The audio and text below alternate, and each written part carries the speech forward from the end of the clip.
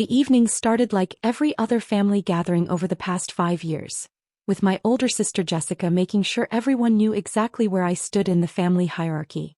As the hostess seated us at Bellacorte, the city's most exclusive Italian restaurant, Jessica immediately grabbed the wine menu and started her performance. "Sarah, honey, maybe you should look at the appetizer section," she said, her voice dripping with fake concern. "I know your salary at the warehouse doesn't really stretch to places like this." I glanced at the menu. Entrees ranged from $45 to $85. The wine list started at $30 a glass. For most people it was expensive. For someone making minimum wage at a distribution center, it would be a week's salary. "Thanks for thinking of me," I said quietly, studying the pasta selection. Mom beamed at Jessica like she just solved world hunger. "That's so thoughtful of you, sweetie. Sarah, your sister is just looking out for you. You know how hard it's been since you dropped out of college." The familiar sting hit right on target. I'd left college 8 years ago when Dad had his first heart attack. Someone needed to take care of the medical bills that insurance wouldn't cover, and someone needed to work full-time to keep money coming in. That someone had been me. Jessica was in her final year of law school then, and my younger brother Marcus was starting his sophomore year pre-med. Both were too important to interrupt their futures. But that's not how the family tells the story now. "I still don't understand why you just gave up," Dad said, not looking up from his menu. "Marcus managed to finish medical school while working part-time. Jessica graduated law school with honors. But you just quit." "Some people aren't cut out for higher education," Jessica added helpfully. "And that's okay. The world needs warehouse workers too." Marcus nodded sagely from across the table. At 26, he just finished his residency and landed a position at Children's Hospital. "The important thing is finding work that matches your capabilities," he said. "Not everyone can handle the pressure of professional careers." I took a sip of water and said nothing. This was the script we followed at every family dinner, every holiday, every birthday celebration. Jessica would establish her superiority, Marcus would provide the psychological analysis, and Mom and Dad would nod along like this was all perfectly reasonable. My role was to sit quietly and accept their assessment of my life. "Remember when you used to talk about being a chef?" Mom asked, her tone suggesting she was reminiscing about a child's fantasy of becoming a dinosaur. "You were always in the kitchen trying to recreate dishes from restaurants. I should have known then that your ambitions were more practical." "Food service is honest work," Dad agreed. "Nothing wrong with knowing your limitations." The server approached our table, a young woman with perfect posture and an expensive-looking uniform. "Good evening, everyone. Welcome to Bellacorte. Can I start you with some wine recommendations?" Jessica immediately took charge as she always did. "We'll need something impressive. This is a celebration, our mother's 60th birthday. What do you have that's really special?" "Our sommelier recommends the 2015 Barolo," the server replied. "It's $120 per bottle." Jessica's eyes lit up. "Perfect. And I think we'll all start with the seafood tower. The large one." I glanced at the menu again. The large seafood tower was $180. With the wine, appetizers, and entrees, this dinner would easily cost over $600. Jessica was making a point as usual. She could afford to treat the family to expensive dinners. I could not. "Actually," Dad interjected, "maybe Sarah would prefer something more in her range. The chicken parmesan is only $38. "Dad, it's fine," I said. "I can afford dinner." "Sweetie, we know you're proud," Mom said, reaching over to pat my hand. "But there's no shame in being practical. Your sister can handle the expensive dishes. You should order what makes sense for your budget." The familiar heat rose in my chest. Not anger exactly, but something deeper. The careful patience I'd been building for 8 years. I'd learned long ago that arguing only made things worse. When I'd tried to explain the real reason I'd left college, they'd accused me of making excuses. When I'd mentioned the 60-hour weeks I'd worked to cover Dad's medical bills, they'd said I was being dramatic. When I'd pointed out that I'd taken over the mortgage payments for 6 months after Dad's surgery, Jessica had said I was keeping score and being petty. So I'd stopped explaining. I'd stopped defending myself. I'd learned to sit quietly while they rewrote history and accept their version of events. It was easier than fighting a battle I could never win. "The chicken parmesan sounds perfect," I said with a smile. Jessica looked satisfied. Great choice. Very sensible. The server took our orders and disappeared. The conversation moved on to Marcus's new position at the hospital, Jessica's latest case at her law firm, and Mom's garden club. I listened and nodded at appropriate intervals, playing my assigned role as the family's cautionary tale. "Oh, I forgot to mention," Jessica said as we waited for our appetizers. "David and I are looking at houses in Riverside Estates. We found this amazing colonial with 6 bedrooms and a 3-car garage." Riverside Estates was the most exclusive neighborhood in the city. Houses there started at $800,000 and went up to several million. "That's wonderful, honey," Mom gushed. "You two have worked so hard. You deserve every bit of success. The down payment alone is more than most people make in 5 years," Jessica continued, clearly enjoying herself. "But David's promotion to partner came with a substantial bonus, and my caseload has been incredibly lucrative." She glanced at me to make sure I was properly impressed by her success. "Of course, we'll need to furnish it appropriately. We're thinking of hiring an interior designer. Someone who understands quality." "Money well spent," Dad agreed. "First impressions matter in your line of work. Clients need to see that you're successful."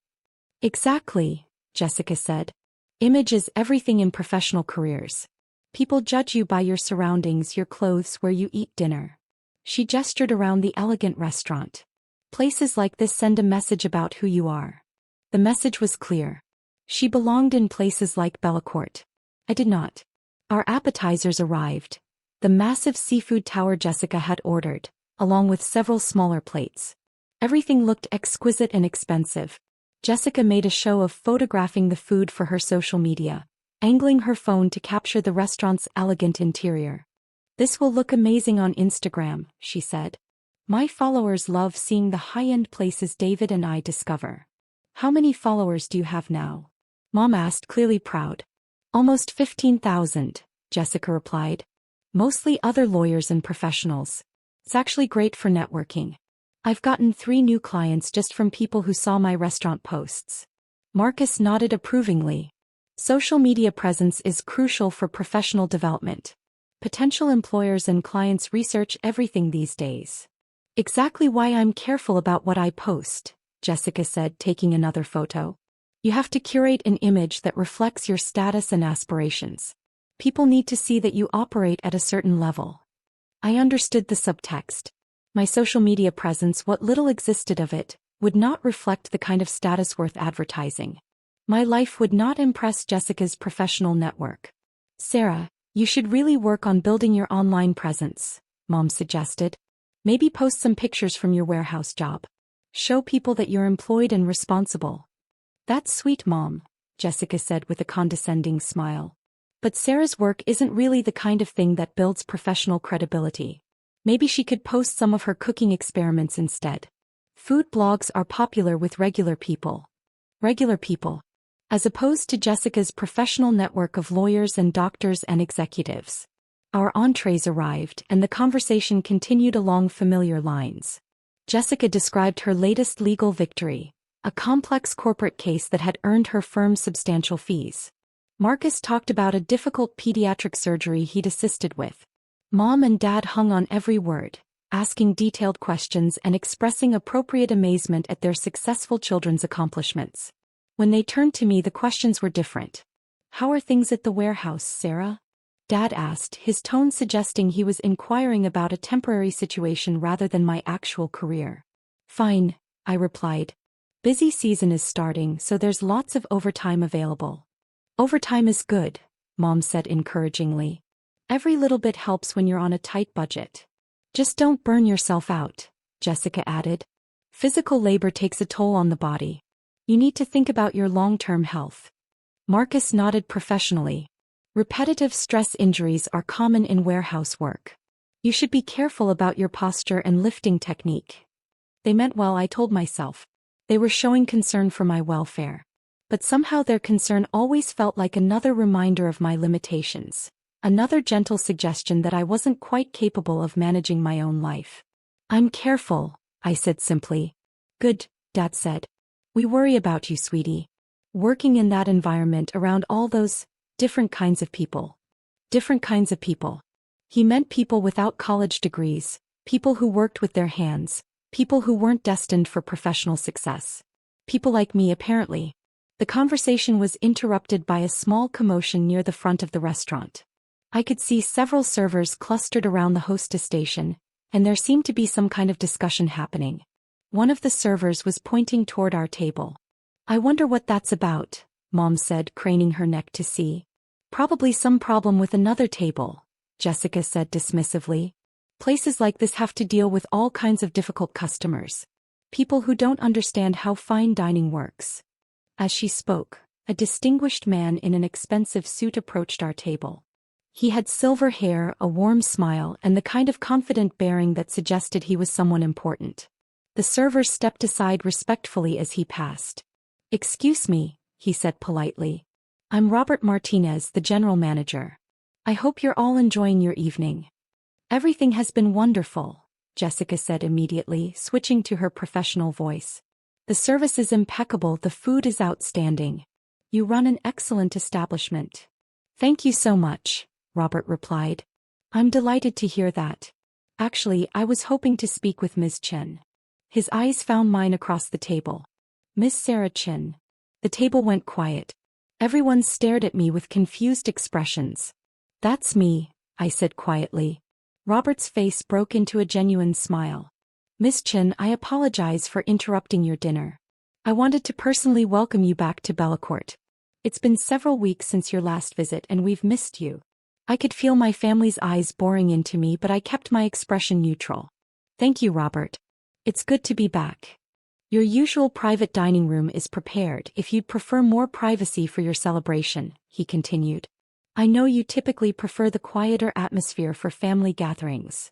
Jessica's mouth was slightly open. Dad was staring at Robert like he was speaking a foreign language. Mom looked completely bewildered. "Actually, we're fine here tonight," I replied calmly. "But thank you for the offer." "Of course," Robert said with a slight bow. "Please let me know if there's anything at all I can do to make your evening more enjoyable. The chef has prepared a special dessert selection in honor of your mother's birthday, if you'd like to see it later." "That's very thoughtful," I said. "We'll definitely take a look." "Wonderful. Enjoy the rest of your dinner." Robert nodded politely to the table and walked away.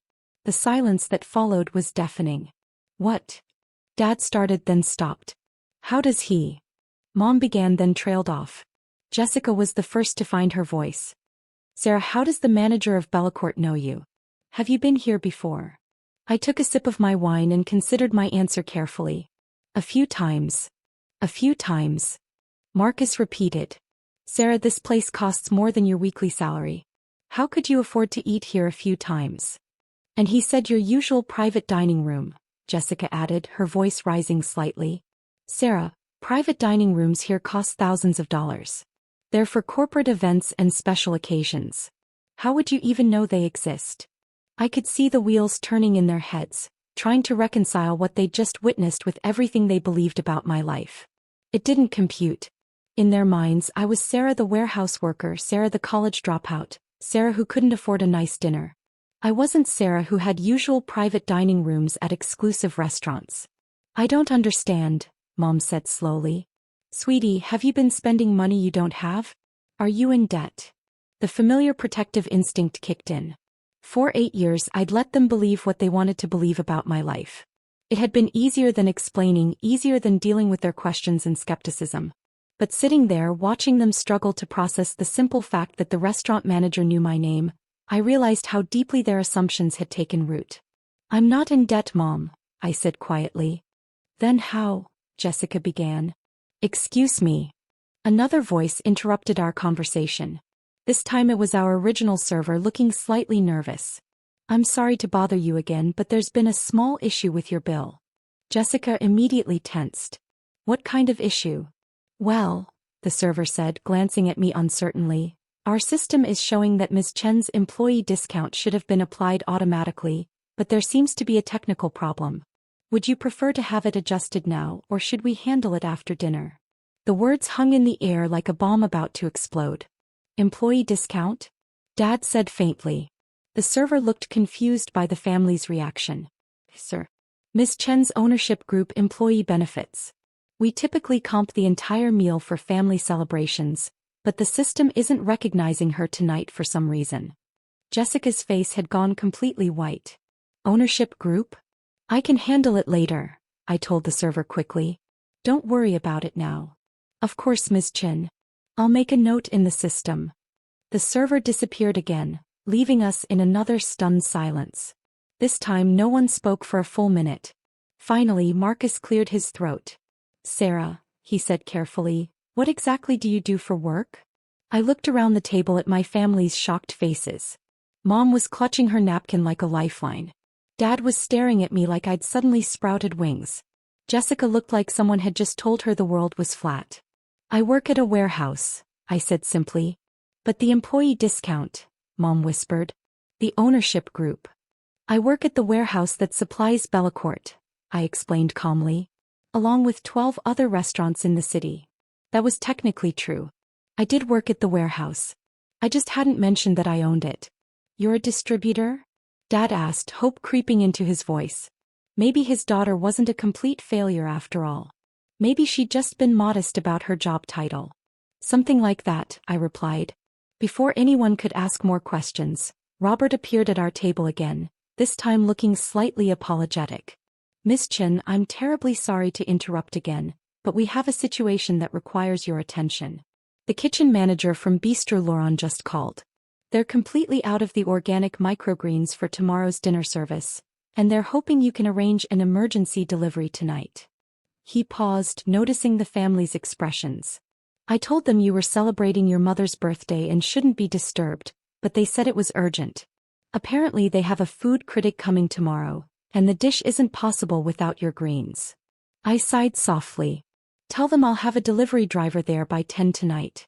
They can pick up what they need from the climate-controlled storage at the main facility. You're a lifesaver, Robert said gratefully. I'll let them know immediately. He disappeared once more. The silence this time was different. Heavier. I could practically hear my family's minds working, trying to piece together a puzzle that didn't match the picture they'd been looking at for 8 years. Sarah, Jessica said slowly, what exactly is your job title? I met her eyes across the table. I'm the owner and operator of Chin Premium Foods. We're the exclusive supplier of organic produce and specialty ingredients to 43 restaurants in the metropolitan area. The words seemed to hit them like physical blows. Owner. Mom whispered. 43 restaurants? Dad said faintly. Marcus was staring at me like I'd just performed magic. Sarah, how is that possible? When did you start a company? How did you afford to start a company? The questions I'd been avoiding for 8 years were finally being asked. I took another sip of wine and decided it was time for the truth. I started the company 6 years ago, I said calmly. With the money I saved working warehouse jobs and the small business loan I qualified for based on my produce distribution experience. But you dropped out of college, Jessica said, her voice sounding strange and distant. I left college to work full-time when Dad had his heart attack, I corrected gently. Someone needed to cover the medical bills and keep money coming in. I took a job at a produce distribution center. We know that part, Dad said impatiently. But then what happened? I learned the business, I replied. I worked every position in that warehouse for 2 years. Loading trucks, managing inventory, handling customer accounts, coordinating with suppliers. I learned how restaurants operate, what they need when they need it. I paused, remembering those exhausting early days. I noticed that the high-end restaurants were struggling to find reliable sources for organic and specialty ingredients. The big distributors focused on volume, not quality. Small restaurants couldn't get consistent access to the products they needed. Mom was listening with her mouth slightly open. So you started your own company? I started small, I said. 1 restaurant, 1 delivery truck, 3 types of organic herbs that I grew myself in a rented greenhouse space. The restaurant loved the quality and reliability.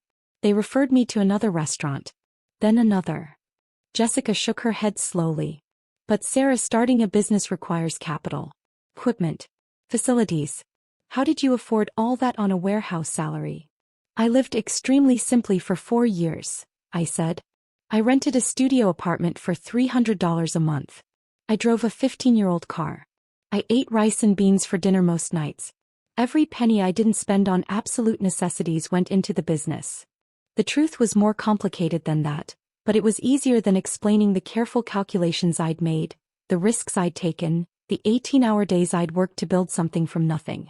Every family gathering, you let us think you were struggling, Marcus said, his voice tinged with something that might have been accusation. I wasn't struggling, I replied. I was building something. There's a difference. But why didn't you tell us? Mom asked, tears forming in her eyes. Sweetie, we've been so worried about you. We thought you were barely getting by. I looked at her kind, confused face and felt the familiar ache in my chest. Because every time I tried to explain what I was doing, you told me I was making excuses. When I mentioned working 60-hour weeks, you said I was being dramatic. When I talked about my business plans, you said I was being unrealistic. The table was quiet again. I could see them thinking back, remembering conversations they'd forgotten or dismissed. You said you were going to start a catering business, Dad said slowly. 3 years ago at Christmas. You mentioned having some restaurant clients. 15 restaurant clients, I corrected. And it wasn't catering. It was specialty produce distribution. But when I tried to explain, Jessica said I was playing pretend entrepreneur. And Marcus said I should focus on realistic goals. Jessica's face flushed red. I didn't mean. So I stopped trying to explain, I continued calmly. It was easier to let you think what you wanted to think than to keep defending myself. Robert appeared at our table one more time, looking apologetic but urgent. Miss Chin, I'm so sorry, but I have one more request. The owner of that new steakhouse downtown is here tonight, and he's hoping to discuss becoming a client. Should I tell him you're unavailable, or would you be willing to speak with him briefly? I glanced around the table at my family's shell-shocked faces. Tell him I'll be happy to speak with him, but not tonight. Have him call my office on Monday morning. My assistant can schedule a proper meeting. Perfect, Robert said. Thank you for your patience. He started to walk away, then turned back. Oh, and Miss Chin? The chef wanted me to tell you that the new microgreen varieties you suggested have been absolutely perfect. The critics have specifically mentioned them in 3 different reviews this month.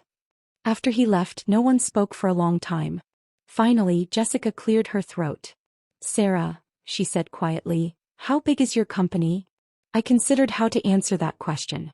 Last year we generated about 4.2 million in revenue. Marcus choked on his wine. Million. We supply 43 restaurants now, I said. Everything from small neighborhood bistros to places like this. Each client orders between $2,000 and $15,000 worth of product per week, depending on their size and menu requirements. Dad was doing mental math, his eyes widening as he worked through the numbers. Sarah, that means you're making. The company is profitable, I said simply. I pay myself a reasonable salary, and the rest goes back into expanding operations and improving quality. But where, how? Mom started then stopped. Sweetie, we had no idea. Why didn't you just tell us you were successful? I looked at her dear, bewildered face and felt a complex mix of love and frustration. Mom, I tried. For years I tried. But every time I mentioned my work, you changed the subject or offered advice on finding a real job. Eventually, I realized it was easier to just let you believe what you wanted to believe. We were trying to help, Jessica said defensively. We thought you were struggling. We thought you needed guidance. You thought I was a failure, I said quietly. And when the evidence didn't support that assumption, you ignored the evidence. The dessert course arrived, interrupting our conversation. The chef had indeed prepared something special. An elaborate chocolate sculpture with "Happy Birthday" written in gold leaf. It was beautiful and clearly expensive. This is lovely, Mom said weakly, staring at the dessert like it might explode. Compliments of the house, our server said with a smile. For Miss Chen's mother's birthday. After the server left, we sat in silence, picking at the elaborate dessert. The mood had shifted completely from the beginning of the evening. Jessica looked deflated. Marcus kept glancing at me like he was seeing a stranger. Mom and Dad seemed lost in thought. I don't understand, Dad said eventually. If you're successful, why do you still live in that small apartment? Why do you drive that old car? Because I'm comfortable there, I replied. And because building a business requires careful financial management. I invest my profits back into equipment and facilities and employee salaries. I pay myself enough to live comfortably, but I don't need to live extravagantly. But you could afford to, Jessica said. You could afford a nice house, a new car, expensive clothes. I could, I agreed. But I don't want those things right now. Maybe someday. For now, I'm focused on building something sustainable. Marcus shook his head slowly. All this time we thought you needed our help. We thought you were the one family member who wasn't successful. I never needed your help, I said gently. I needed your respect. I needed you to listen when I tried to tell you about my life instead of assuming you knew better. The drive home was quiet. Mom had insisted on taking a dozen photos of the dessert and the restaurant interior, suddenly proud to be associated with a place where her daughter was treated like royalty. Dad kept asking questions about the business, how many employees I had, what my profit margins were, whether I was planning to expand. Jessica was the quietest of all. As we stood outside the restaurant waiting for the valet to bring our cars, she finally spoke. Sarah, I owe you an apology, she said quietly. We all do. I've been condescending. I thought I was helping, but I was just being cruel. You weren't trying to be cruel, I replied. You genuinely believed I needed guidance. But I should have listened, she said. I should have paid attention to what you were actually saying instead of making assumptions. Marcus nodded. We all should have. Sarah, your business is incredible. What you've built is really impressive. Thank you, I said simply. Mom hugged me tightly as we said goodbye. I'm so proud of you, sweetie, she whispered. I always was, but now I understand what I was proud of. As I drove home in my reliable 15-year-old Honda, I reflected on the evening. Part of me felt vindicated. Finally, my family understood that I wasn't the failure they'd imagined. But mostly I felt sad. Sad that it had taken so long, sad that they'd missed so much of my actual life. Sad that their assumptions had been so deeply rooted that it took a restaurant manager and a dessert with gold leaf to make them reconsider. But maybe it was a beginning. Maybe now we could have conversations about my actual life instead of the version they'd created in their minds. Maybe they'd start asking questions instead of making assumptions. Or maybe nothing would change and next week they'd go back to treating me like the family disappointment who just happened to own a successful business. Either way, I'd be fine. I'd been building my life quietly and successfully for years without their understanding or approval. Their recognition was nice, but it wasn't necessary. I had work to do in the morning. 3 new restaurant clients to visit, a shipment of exotic mushrooms to coordinate, and a greenhouse expansion to plan. My real life was waiting whether my family understood it or not. The Chin Premium Foods delivery truck would be making its rounds at dawn, bringing fresh, quality ingredients to restaurants across the city. Including, as always, the very best organic microgreens to Bellacorte, where the staff would greet my driver by name and ask about my mother's birthday celebration. Because some things didn't need to change even when everything else did.